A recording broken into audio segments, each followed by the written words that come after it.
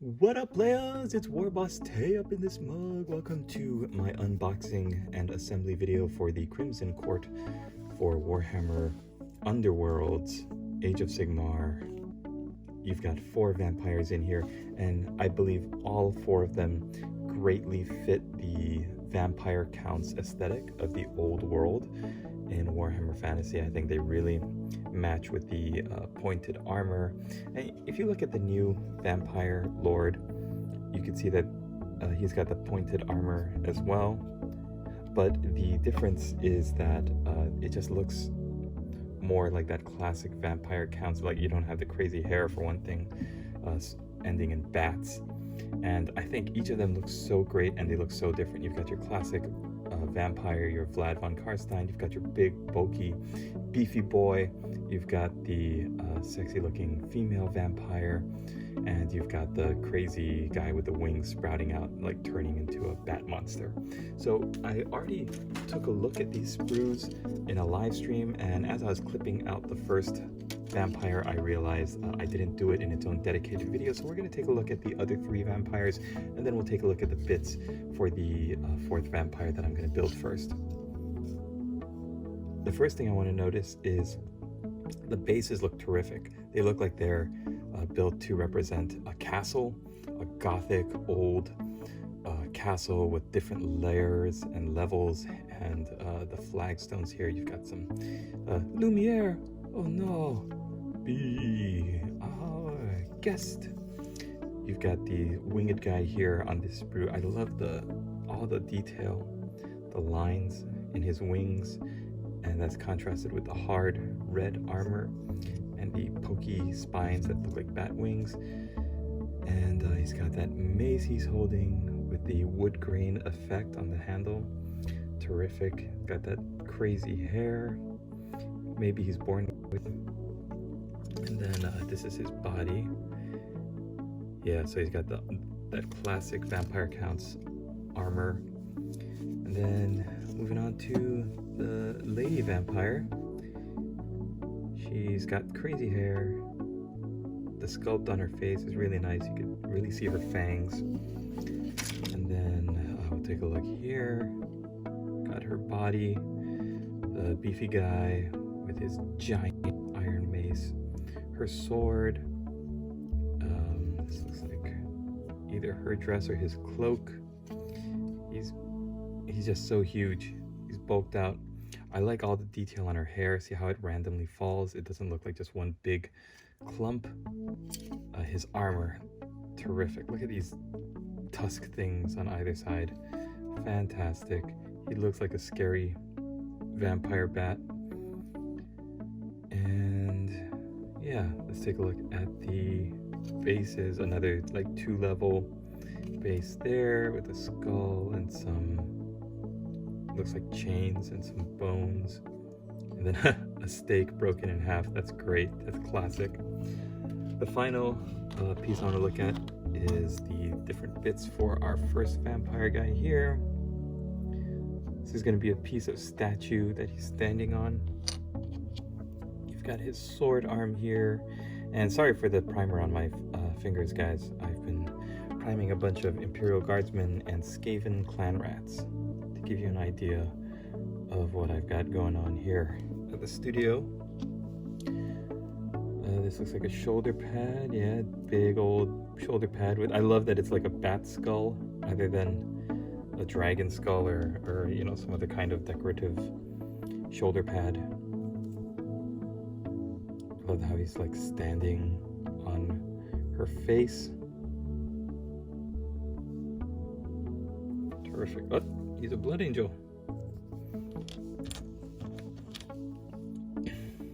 Then he's like part of his armor, the back part. Yeah, there's his armored leg.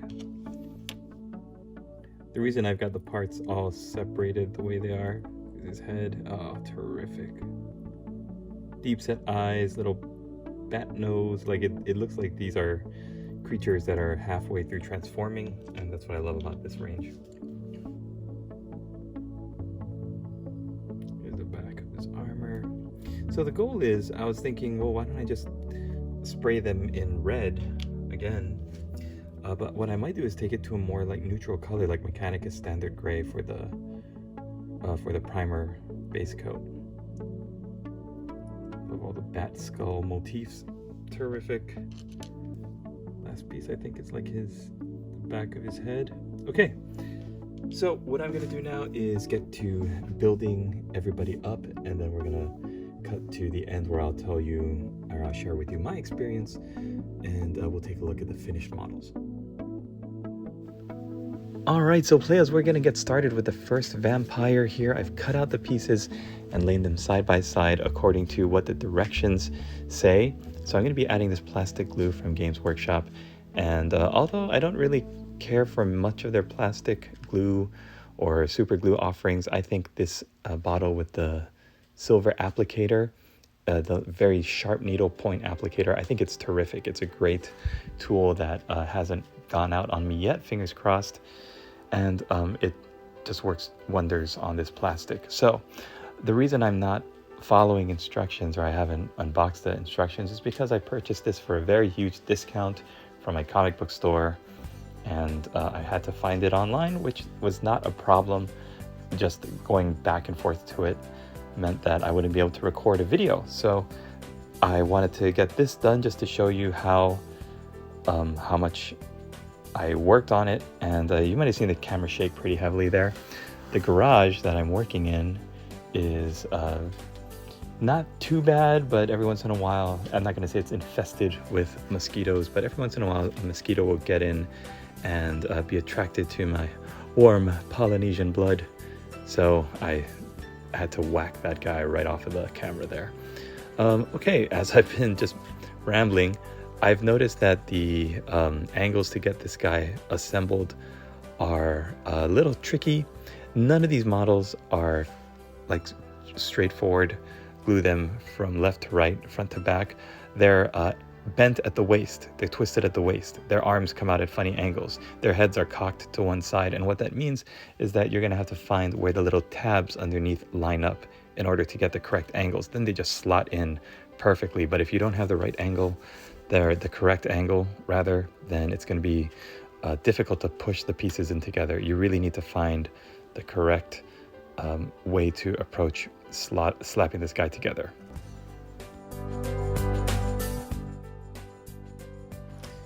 So here's the first classic vampire. I love that he's looking, I don't even know what he's doing. Is he looking at his hand? Is he casting a spell? Who knows?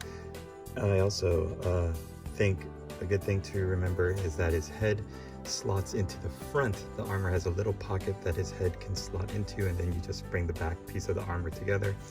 And it seems like the right leg piece should have gone into the torso, the body part, before it's sealed completely, because it was a little bit of work to pop that oyster shell back open to get that leg piece back in there. Terrific looking model. I love how he's got like the reverse mullet. The back of his hair looks short and brushed and combed, unless he's wearing like a man bun, and then he's got these flowing locks in the front. Terrific sculpt. Let's move on to the next one. All right, vampire number 2, or as I like to call him, the Beastie Boy, because he's got the wings and he seems to be transforming into a bat monster right before our very eyes.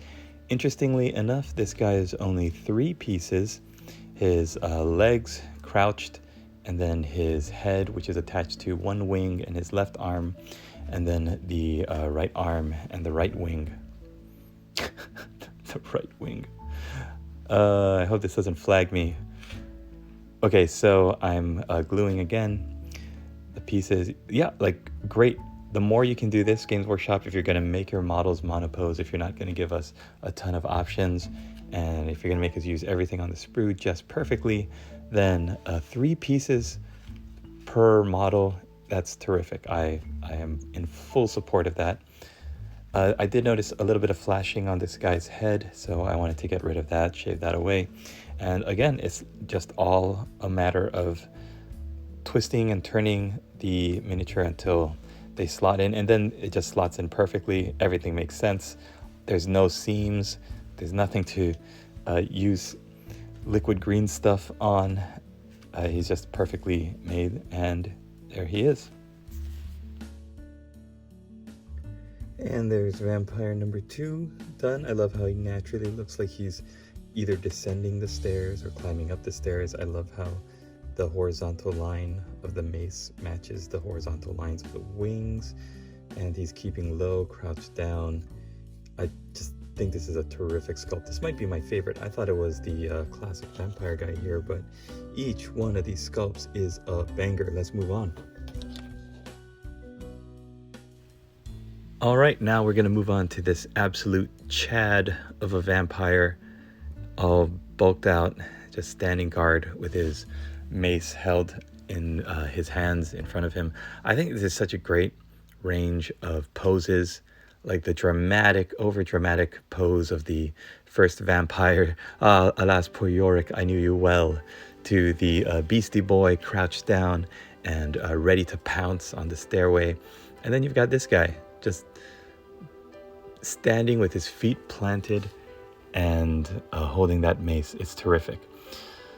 So what I noticed about the armor too is that while the other guys have like capes and cloaks or just little bits of armor pieces, this guy is bulked head to toe, heavy plate mail armor, and he's got that great pair of talons or bone tusks right there, right by his head. I think it's just such a fantastic addition to the model, because we have no idea what that is. It just screams Warhammer fantasy.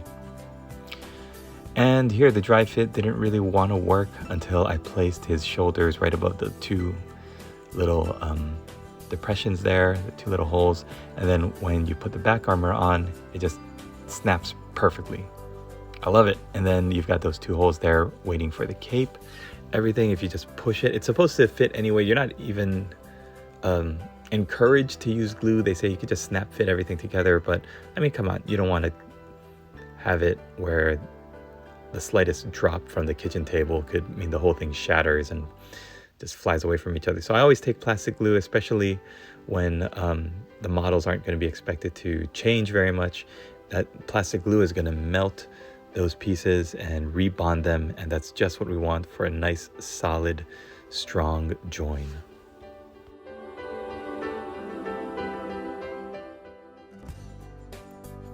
Here we got the beefy boy standing up, planting his feet, holding his mace. Looks terrific. I thought this was part of like his cape thing, but I guess it's just to prop up the tusks from his armor. Love this figure. Let's move on to the last one. And there you have it, players. We are all finished with this box of the Crimson Court. The only notes I have are that each of these models is posed so differently. You cannot assume, moving on to the next model, that the model you just had would be an indicator of how easy or how difficult it's going to be. Like I said, the first guy had the most parts, and everything after him was a bit of a breeze. This guy was only like 3 parts, and then you glue him onto the base. Then the chunky guy, everything is symmetrical, right? Everything is even. But there's just a little slight curve of an angle, which I think is terrific. Don't make them look flat on, that's boring. And then you've got the spooky vampire note with two swords. Spooky vampire lady. So thanks for watching, everybody. Are you thinking of getting a copy of the Crimson Court? I purchased mine. I was lucky enough to purchase mine for $26 because there were no instructions. And I went home and I Google searched it, and somebody had posted up the instructions online. So it's a wonderful day to be alive, to be collecting vampire counts / Soulblight graveyards, Soulblight Grave Lords miniatures. I hope you enjoyed this little video. Maybe we'll get to unboxing if we get a break coming up in the summer painting challenge. Join up if you're not already, and don't forget to hit that subscribe button, hit the like button before you go. Really helps shuffle me through that algorithm. And I appreciate you guys hanging out. We'll see you in the next video. Laters, players. All right, players. This video has been brought to you by my patrons, Play It Painted, Dicey Guy, Pix, and Daniel Sprinkle. Thank you for supporting my studio. If you would like to join them, hit the link down below. For every certain amount of patronage that you donate to my studio, I'm going to be painting up a miniature to represent you. And when I start redoing these commercials. It's just going to look really great. So stay tuned for that. If you want to get in on the ground floor, become a patron today.